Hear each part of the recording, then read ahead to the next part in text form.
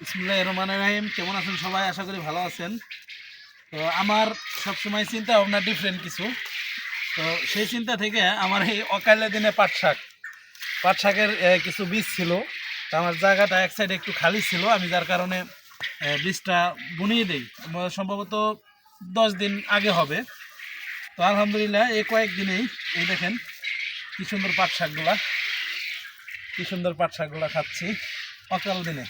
তা আমার আগামীর টার্গেট এরকমই, যখন যে সিজনে যেটা থাকবে না আমি সেটা করব, এটা হচ্ছে আমার টার্গেট। কারণ ছোটোবেলা থেকে কল্পনা করতাম যে মানুষ এই দিনে এটা করে কেন, এটা কি 12 মাস কাল করা যায় না, অথবা অন্য কোনো মাসে করা যায় না, এরকম কিছু কল্পনা করতাম। তো সেই কল্পনা থেকে আমার এটা বাস্তবায়ন করা। এই দেখতে পাচ্ছেন পাট শাক, মোটামুটি যা শাক আছে মিনিমাম 15 দিন খেলেও ফুরাবে না। তবে কি 2-1 দিন পর পর 2-4 দিন পর পর খাইতে হবে। আর ওইভাবে আমি যত্ন করি না, যার কারণে ওইভাবে হয়ও নাই। এই যে দেখতে পাচ্ছেন, এবং এই যে দেখতে পাচ্ছেন রেডি শাক।